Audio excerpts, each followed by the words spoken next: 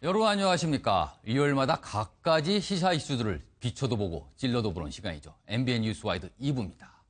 자, 오늘 첫 순서는 집중 인터뷰입니다. 오늘 모실 분은 환수 전문 국회의원이라는 표현이 어울릴 듯 하는데 최근 문중항 어보 환수의 주도적인 역할을 했고요. 또 최순실 일가 재산 환수에도 앞장서고 있는 분입니다.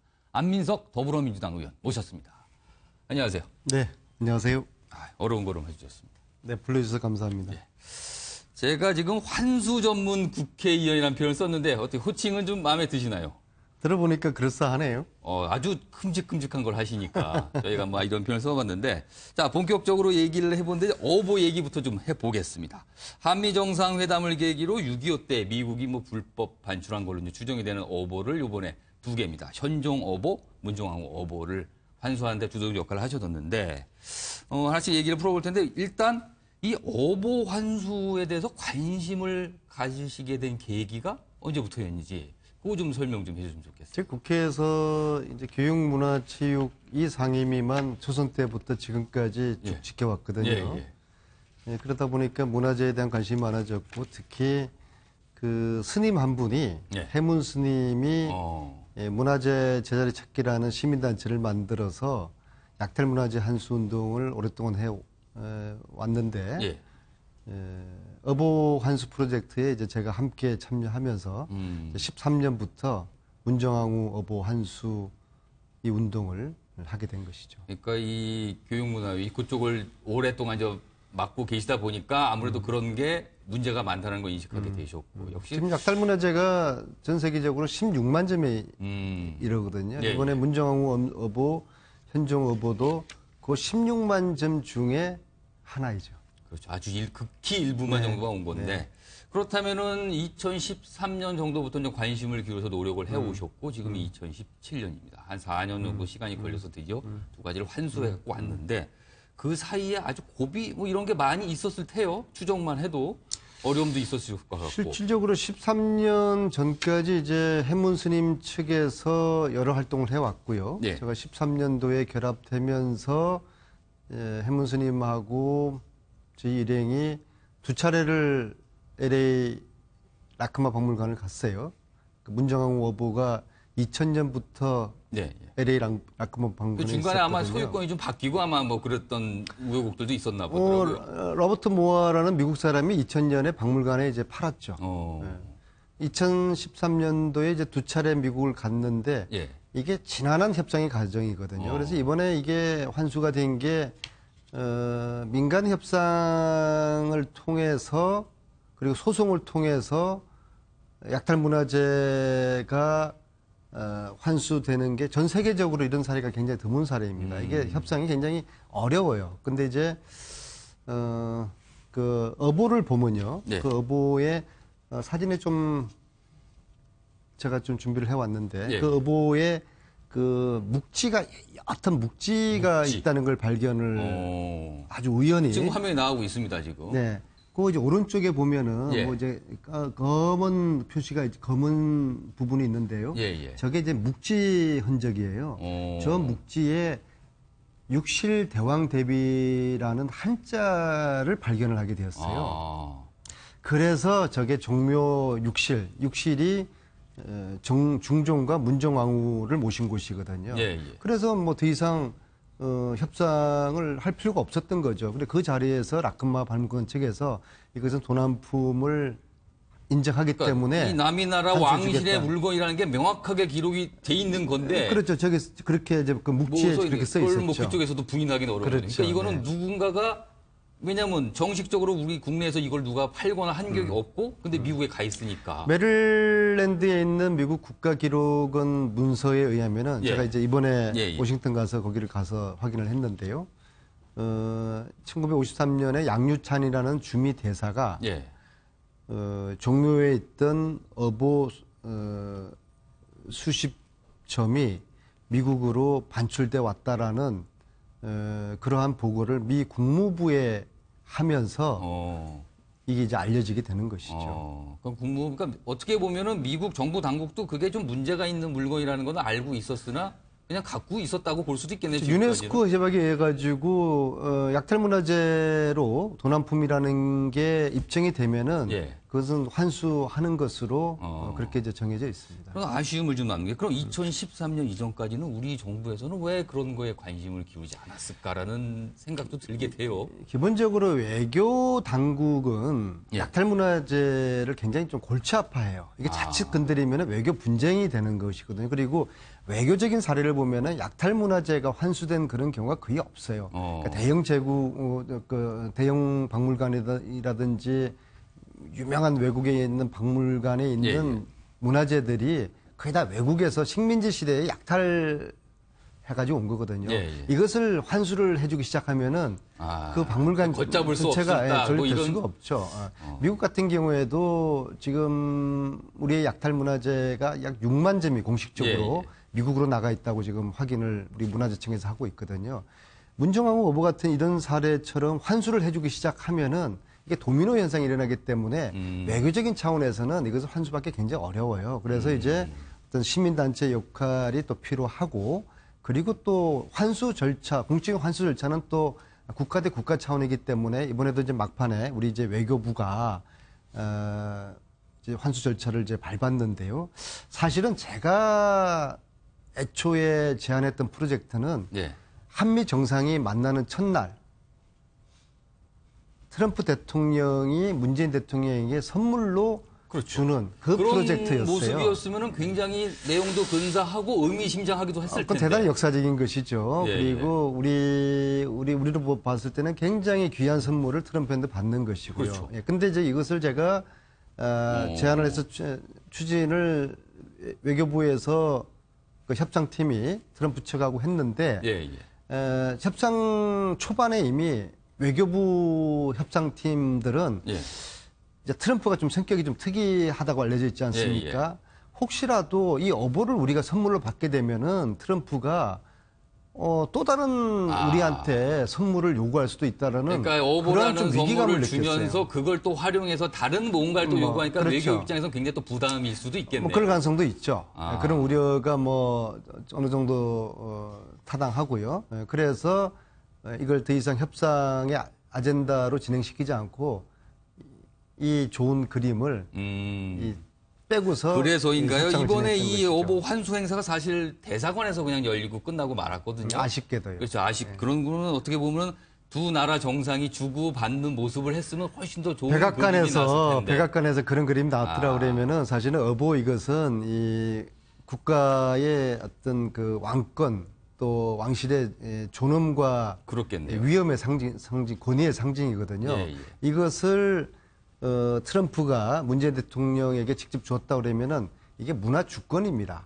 그래서 이제 우리가 문화 주권을 이제 되찾아오는 그런 대단히 역사적인 그런 메시지로 해석이 됐을 텐데 아쉽게도 그 그림은 못 그리고 대사관에서 미국 당국이 저에게 주는 이제 그런 그림으로 알겠습니다. 차선이지만 그래도 그 그림조차도 그 받았던 어보가 대통령 전용기에 또 대통령과 그렇죠. 함께 67년 만에 귀국했다는 것은 이거 역시도 세계 약탈문화재 반환 역사에서 굉장히 이례적인 그런 일로 사실 요번 이 어보 관련 사실을 그 전용기 편으로 실려오고 그다음에 그거를 이동을 하는 과정에서 문재인 대통령이 허리를 숙여 인사하는 모습이 아주 인상적인 사진으로 지금까지 기억이 남아 있거든요. 많은 분들이 그 얘기를 하시던데 이 어보 환수가 결정되고 이제 행사 마치고 올 때 문재인 대통령께서 이 어보에 관해서 뭐라고 말씀하시던가요? 그러니까 제가 이제 특별 수행으로 이번에 김경수 의원과 함께 동행을 하셨습니다. 동행하게 된 게 이제 어보를 전용기에 태우라는 그 이제 특별한 미션이었거든요. 그리고 대통령께서 역사에 대한 관심이 굉장히 많으세요. 그래서 워싱턴에 3박 5일 계시면서도 저만 보면은 어보. 계속 어보. 있는 내내 어보 마셨군요. 네, 그렇게 하시고. 근데 실질적으로 미국에서는 대통령 당신께서 어부를 보지를 못하셨어요. 이것도 역시 어떤 국보급 문화재를 다루는 관례에 따라서 주미 워싱턴 대사관에서 미국 측하고 어부를 바꾸서 그것을 다시 그 정형화된 그런 이제 보관함에 집어넣어야 되는 거예요. 그걸 다시 이제 못 꺼내게 돼 있습니다. 한번 들어가면은 네, 다시 뭐 네, 누가 네, 보겠다고 꺼낼 수가 없는 거군요. 그래서 아직 대통령께서도 그 박스는 보셨는데 실물을 실제로 못 그 보신 거네요? 실물은 아직 못 보셨죠. 저렇게 인사를 했지만 실물은 구경을 네, 못 못한 보셨습니다. 상태네요. 그래서 저는 그 마지막 날 방미 일정 마지막 날 예. 그 워싱턴에서 미국 동포 간담회가 있었지 않습니까? 예, 예. 그래서 그 자리에 좀 전시를 해서 뭐 유리 상자 안에 집어넣어서 전시를 해서 우리 동포들도 그런 보게 방법도 하고 있을 수 있겠었겠네요. 대통령께서도 미국에서 좀 눈으로 한번 보시도록 하자라고 제가 그 문화재청 당국에 제안을 드렸는데 예. 이 국보급 문화재를 다루는 그런 어떤 가이드라인이 있답니다. 그래서 미국에서 대통령께서 못 보셨습니다. 듣고 보니까 여러 가지 주도적 역할을 하셨는데 막상 이 넘겨받는 과정, 양 정상이 주고받았으면 더 좋을 그림, 그리고 이거를 좀 뭔가 사전에 좀 살짝 공개하고 왔으면 좋은 뭐 모습이었는데 약간 아쉬움이 나오고. 저는 마지막 순간까지 이것은 뭐 저 개인의 문제라가 아니라 예, 그래서 우리의 어떤 문화 주권을 되찾아오는 거기 때문에 저는 마지막 순간까지 트럼프 대통령이 문재인 대통령에게 선물로 전달해 주는 그 그림을 제가 마지막 순간까지 아주 간절하게 뭐 0.1%의 가능성을 제가 해봤는데 결국은 그 그러니까 그림이 트럼프 실패했습니다. 대통령이라는 독특한 캐릭터 때문에 약간 불발된 모습. 저도 겁이 나더라고. 혹시라도 제가 그 그림을 계속 고집을 해서 예. 그리고 실제로 트럼프 대통령이 그 오보를 문재인 대통령이 주는 그 그림을 그 만드는 대신에 혹시라도 트럼프가 뭐 사드 문제라든지 뭐 다른 걸 내놔라 또 이러면은 가지고 골치가 다른 아프겠네요. 요구를 또 뭐 미군 주한 그 군사비 분담금 그런 문제에 있어가지고 실질적으로 어떤 요구를 과하게 하게 되면은 어쩌나 싶은 부담이 저도 굉장히 컸죠. 그래서 저도 뭐 끝까지 제가 제 주장을 펼치지 그 못했습니다. 모습은 듣고 보니 이해되는 면도 있습니다. 분명히. 네, 물론 일리가 있죠. 네. 자, 그러면 이번에는 또 다른 환수 문제, 최순실 일가 재산 환수 문제로 넘어가 보죠. 7개월 가까이 재산을 추적하셔 왔습니다. 그래서 많은 지금 성과를 내주고 계신데 역시 많은 분들이 가장 궁금해하는 거는 이 최순실과 그리고 그 일가의 재산이 과연 얼마나 되는가, 그리고 이거 언제쯤 환수할 수 있는가 이 부분이거든요. 그래서 하나씩 짚어보면은 진짜 최순실 씨 일가는 재산을 얼마나 갖고 있는 겁니까? 최순실한 개인 그리고 그 집안이라고 좀 나눠서 보면 각각 재산이 어느 정도나 추정되는 겁니까? 그걸 뭐 액수로 단언할 수는 없고요. 이제 두 가지 근거를 제가 말씀드릴 수가 있는데요. 첫째는 그 1978년에 미 의회에서 박정희의 통치자금을 조사를 한 프레이저 보고서가 있습니다. 그 프레이저 보고서에 나오는 박정희 통치자금의 규모는 지금 돈으로 환산하면 약 300조입니다. 300조. 우리나라 1년 예산이 400조니까 그 우리나라 1년 예산에 막넘는 규모의 물론 당시 돈으로 100명은 아니지만 이걸 지금 가치로 환산을 한 당시 거죠. 돈으로 8조 4천억. 그 당시에 8조. 그걸 미 의회가 2년 동안 조사를 한 박정희 통치자금이거든요. 이 통치자금의 일부를 최씨 일가가 승계했을 거라는 그런 가설 가능하고요. 두 번째 가설은 두 번째 가설은 박정희 대통령 시해 이후에 청와대에서 가지고 나온 현금이라든지 어음이라든지 금은 보화 트럭 뭐 한 대 정도가 나왔다는 거 아니겠습니까? 그 중에 일부가 또 최태민 왜냐하면은 박근혜 대통령이 재산을 직접 관리한 적은 단 한 번도 없거든요. 그렇죠. 박근혜 전 대통령은 영예 시절에 그리고 부친의 시해 이후에 자기 자신의 어떤 재산을 최태민 목사에게 다 관리를 시켰거든요. 그래서 최태민 목사의 그 재산은 박근혜 재산이었고 그리고 그것은 또 최태민 목사 사후에 임선희가 관리했고 최태민의 부인 또 임선희가 관리하던 그 재산은 최순천, 최순실, 최순덕 그 최씨 자매들에게 이게 분배가 된 그런 이제 과정의 흐름은 그 사실로 나타나는 것이거든요. 그래서 이러한 흐름을 비춰볼 때 그 재산 규모를 정확하게 확인할 수는 없지만은 어마어마할 것이다. 막대한 걸로는 일단 추정이 되네요. 뭐 액수를 꼬집을 수는 없으나. 그리고 1980년대 초반부터 최순실이가 독일을 아무런 이유 없이 1년에 몇 차례 자주 왔다 갔다 한 것도 결국에는 스위스 비밀 구자에 있었던 박정희 통치 자금을 관리하거나 은닉하기 위해서 또 실질적으로 저희들이 독일에서 지난 6개월 동안 찾았던 페이퍼 컴퍼니 숫자가 약 500개거든요. 최순실 것으로 추정되는. 500개. 그리고 국내에 최순실 일가의 회사들이 한 50개가 되는 것이거든요. 뭐 조사건이 없는 저희들이 찾은 것인데 이것은 저는 빙산의 일각이라고 보거든요. 수사건 조사건도 없이 저희들이 얼만큼 전체를 파악을 했겠습니까? 그래서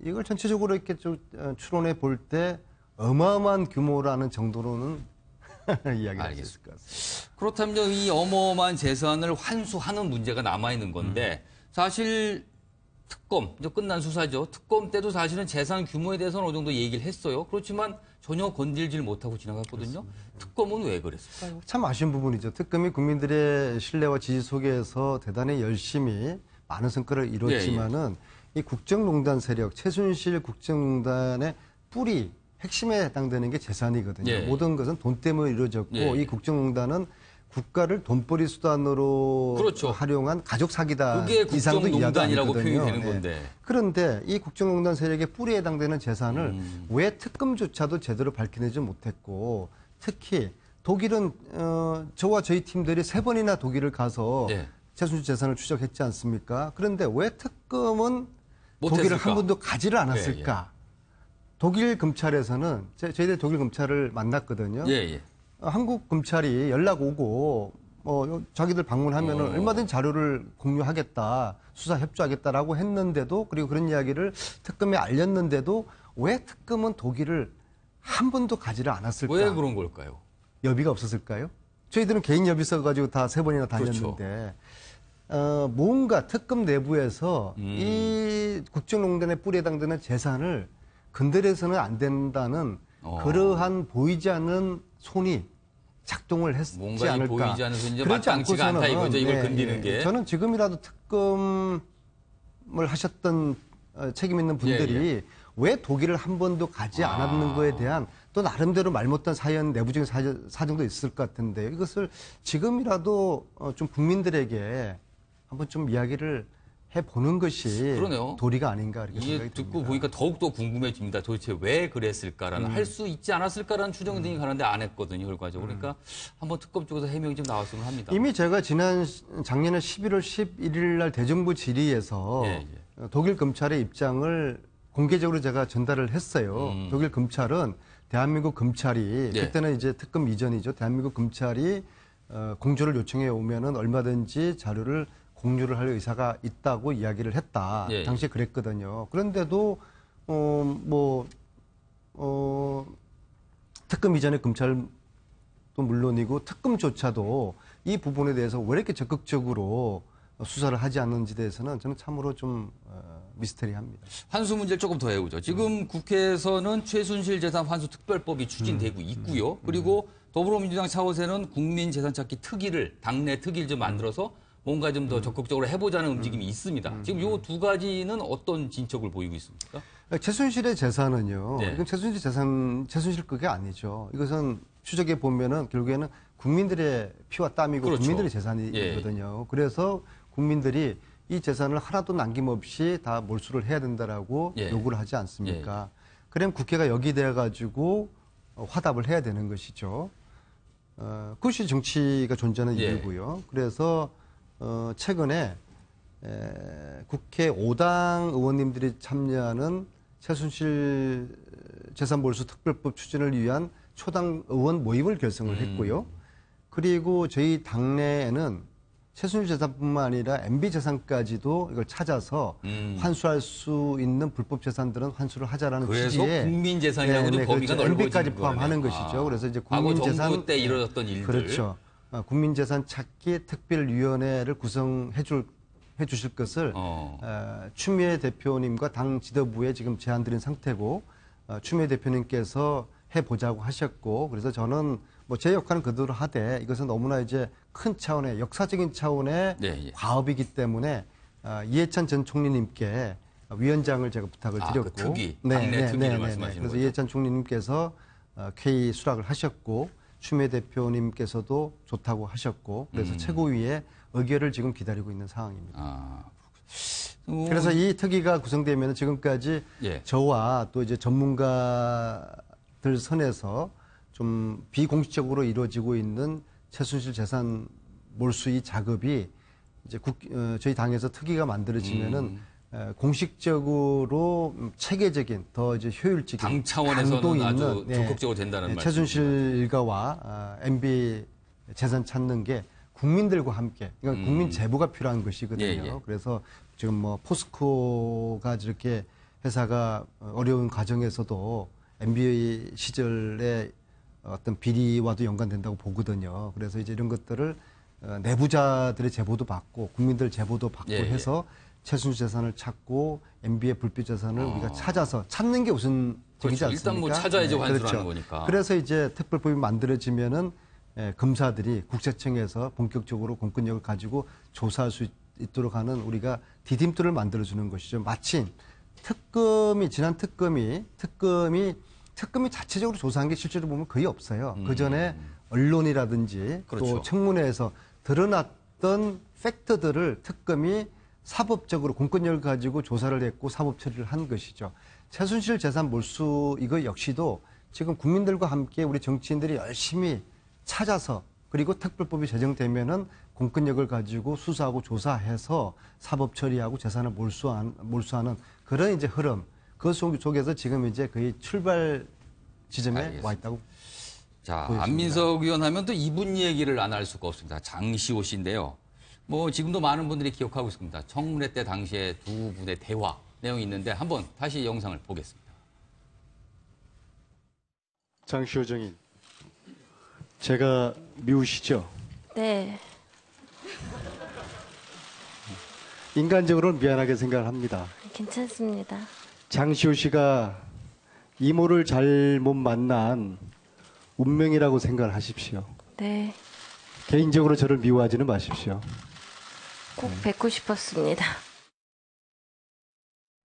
자, 지금 뭐 저희가 또 가벼운 내용으로 영상을 준비했지만 사실은 그렇게 가볍지가 않은 것이 여러 가지 장시호 씨가 뭐 이렇게 키를 쥐고 있는 것 같은데, 장시호 씨가 출소를 했어요. 근데 출소하면은 장시호 씨를 만나겠다고 얘기하신 바가 있는데 실제 만나셨습니까?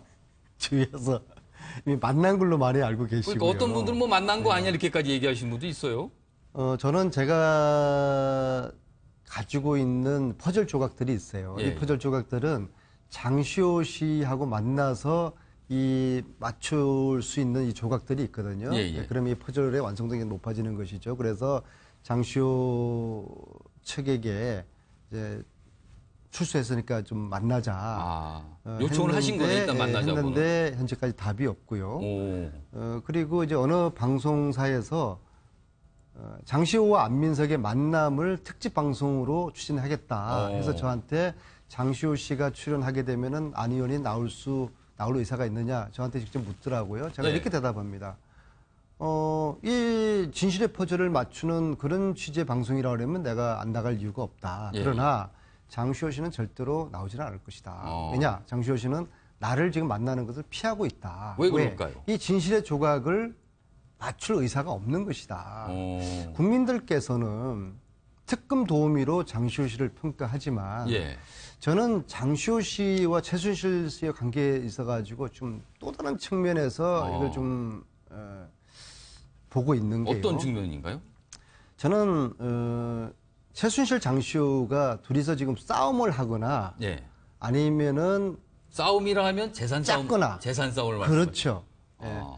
재산 같은 경우에는 장시호의 역할은 제가 저기 미안하다는 것도 장시호가 최순실의 아바타라고 하면서 예. 언론에 알렸고 그래서 이제 긴급 체포가 되는 거거든요. 그래서 예, 제가 예. 뭐 인간적으로 미안하다고 한 건데 장시호 씨는 최순실의 어떤 심부름 역할을 도맡아 했거든요. 그래서 차명 재산을 관리했던 최순실 입장에서는 최순실 재산을 가장 많이 알고 있는 사람이 장시호예요. 그래서 만약에 최순실 씨가 감옥을 10년, 20년 오랫동안 있다고 했을 때 장시호 측에서는 이 재산을 자기가 어떻게 취할 수 있는 그런 여지가 많지 않겠습니까? 그래서 예, 예. 일종의 재산 투쟁의 관점에서 저 보고요. 두 사람이 재산 다툼을 벌일 가능성이 그렇죠. 있다는 예, 거예요. 그래서 이모인 최순실을 짓밟아서 자기가 마치 진실을 이야기하는 자기는 것처럼 밖으로 나왔고 최순실 씨는 못 나오고 있고. 그렇죠. 예, 그래서 국민들에게는 그게 이제 특검 도우미로 평가되고 두 예. 번째는 굉장히 위험한 그런 상상인데요. 예. 어쩌면 최순실, 장시호가 서로가 역할을 짰을 것이다. 최순실 본인은 앞으로 오랫동안 감옥에 있어야 되니까 너라도 나가서 너는 다 알고 있으니까 너라도 나가서 이 재산들을 너가 좀 나 대신에 관리해라 하면서 일부러 나를 밟고 가라. 역할 분담을 했을 그런 가능성. 둘 중에 하나일 가능성으로 보고요. 그렇지 않으면 저를 이렇게 만나는 것을 피할 이유가 없는 거죠. 굉장히 좀 의미심장한 가능성을 제시해 주셨는데 어떤 건지 이 모르겠으나. 방송을 듣고서 장시호 씨가 억울하다면 저의 이야기가 틀렸다고 생각하시면은 저에게 연락을 해서 알겠습니다. 서로의 퍼즐을 맞춰 봐야죠. 지금 시간이 뭐 촉박한데 짧게 몇 개 질문 좀 하겠습니다. 네. 안민석 의원 관련해서 이런 걱정하시는 분들이 있어요. 최순실의 저주가 있다. 이게 무슨 소리가 했더니 국정농단 청문회 당시에 활약을 했던 많은 그리고 유명세를 얻던 국회의원분들이 최근에 많은 어려움에 빠지신 분들이 많아요. 탈당 문제라든가 뭐 이용주 의원 같은 경우는 사실 당내 이 제보조작 파문에 휘말려서 지금 어려움을 겪고 계신데 그래서 많은 분들이 묻기를 혹시 안민석 의원께서도 무슨 협박이라든가 이런 위협 같은 걸 혹시 받으시고 있는 게 아닌가? 뭐 방송에서 다 밝히지는 없지만은 뭐 항상 신변 위협을 느끼고 있고요. 뭐 항상 조심을 해야죠. 아니 그럼 밤에는 어떻게 다니세요? 그렇게 위협이? 항상 뭐 그런 위협을 느끼죠. 이건 뭐 어쩔 수 없는 운명이라고 보고요. 예, 예. 그래서 항상 뭐 신중하고 조심하고 있고요. 단 최순실 씨는 2005년 동안에 아주 오랜 기간 걸쳐가지고 저의 신상을 다 조사를 하고 뒤를 틀었어요. 네, 그래서 그럼에도 불구하고 저는 이제 살아남았고, 둘째는 뭐 농담 같은 이야기지만 사실은 뭐 역사적인 이야기입니다. 아까 보여드렸던 저 어보가 예, 예. 이게 신물이에요. 예. 옛날에는 저 어보를 만진 사람의 손목을 자를 정도로 저게 신물이었습니다. 제가 저 어보를 만진 대한민국 유일의 정치인이거든요. 그걸 만지셨겠네요. 예, 진짜. 그래서 저를 함부로 건드리면은 저는 이제 조상들이 저를 뭔가 보호해 약간 주고 기운이 있다고 좀 구하고 생각합니다. 있다 이런 말씀이신. 요 마지막 질문인데 국회에서 지금 아주 큰 관심을 받고 계십니다.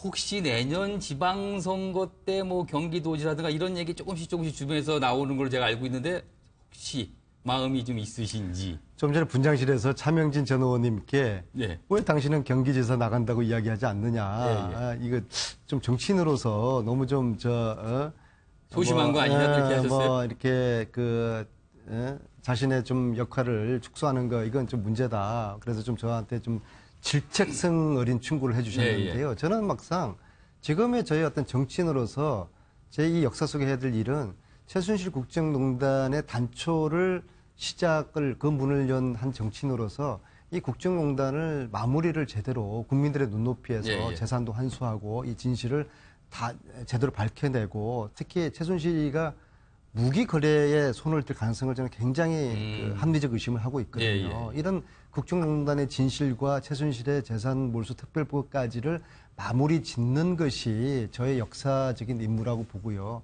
그 다음에 국민들이나 도민들이 저에게 길을 가르쳐 주시고 만들어 주시겠죠. 제 스스로가 뭐 감히 무엇을 하겠다 그런 정치인이 되고 싶지는 않습니다. 국민의 뜻을 보겠다는 걸로 이해하겠습니다. 네. 다음 이달 중순에 독일에 가시는 걸로 알고 있는데 아마 최순실 일가 재산 문제로 가시는 거 같은데 큰 성과를 내시길 바라겠습니다. 네, 감사합니다. 이번에는 독일뿐만 아니라 이 인근에 은닉 재산이 있을 거라고 의심되는 여러 나라들을 함께 지금 볼 예정입니다. 알겠습니다. 지금까지 안민석 더불어민주당 의원이었습니다. 감사합니다. 네, 감사합니다. G20 정상회의가 이틀간의 일정을 마치고 폐막했습니다. 문재인 대통령은 북한 문제 해결을 위해 국제사회의 공조를 이끌어냈지만 막상 공동성명에는 그 내용이 담기지 않아 아쉬움이 남았습니다. 함부르크에서 최중락 기자가 보도합니다. 북한의 미사일 발사에 대해 국제사회가 우려한다. 문재인 대통령은 이 문구를 담으려고 G20 정상회의에서 이틀간 외교전을 펼쳤지만 공동성명에는 빠졌습니다. 대신 의장국인 독일 메르켈 총리가 북한의 위협에 큰 우려를 표명하고 적절한 조치를 희망한다는 언론 발표 내용에 만족했습니다. 문 대통령도 이 정도면 충분히 만족한다고 말했다고 청와대는 전했습니다. 북핵 문제의 심각성과 긴급성, 그리고 정상 차원의 공동 대응 의지를 보여줄 필요성을 역설함으로써 대다수 정상들의 공감과 합의를 이끌어내는 성과를 거두었습니다. 공동성명 협상에 참여한 정부 관계자는 G20 정상회의가 경제 문제를 다루는 회의여서 북한 문제를 공동성명에 담기에는 어렵다고 토로했습니다. G20 정상들은 성명에서 관심을 끈 미국의 파리교의협정 탈퇴 선언과 관련해 주목한다는 입장과 함께 파리협정은 되돌릴 수 없다고 적었습니다. 폐막에 앞서 문 대통령은 정상회의 4세션에서 한국은 북한 영유아 영양실조 문제에 주목하고 있다고 말해 정치적 상황과는 다른 인도적 지원 가능성을 열어놨습니다. G20 정상회의를 마친 문 대통령은 정상외교 복원이라는 성과와 함께 북핵 문제 해결을 위한 주도적 실천을 보여줘야 하는 과제를 안고 내일 귀국합니다. 함부르크에서 MBN 뉴스 최중락입니다. 그런가 하면 문재인 대통령과 구테우스 유엔 사무총장의 만남이 화제가 되고 있습니다. 이 자리에서 강경화 외교부 장관이 언급됐는데 희종일 간 회담 분위기가 유쾌했다는 후문입니다. 오지혜 기자입니다. G20 정상회의 참석을 계기로 마주하게 된 문재인 대통령과 안토니우 구테우스 유엔 사무총장. 화기애애한 분위기를 이끈 건 구테우스 총장이 건넨 뜻밖의 농담이었습니다.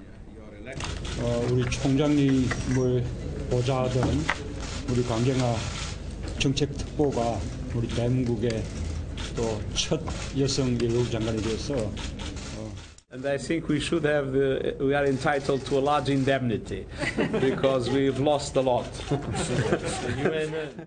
회담장에 들어설 때부터 반갑게 볼 인사를 나누더니 강경화 외교장관이 도전적인 환경을 헤쳐나가는데 성공하길 기원한다며 애정과 당부도 빼놓지 않았습니다. 이어 문 대통령은 구테우스 총장으로부터 북한의 비핵화와 건설적 대화의 필요성에 대한 지지를 받았습니다. 이 밖에도 문 대통령은 마크롱 프랑스 대통령 등 각국 정상과 국제기구 수장 13명을 만나 신뢰와 정상외교의 기반을 다졌다는 평입니다. MBN 뉴스 오지혜입니다.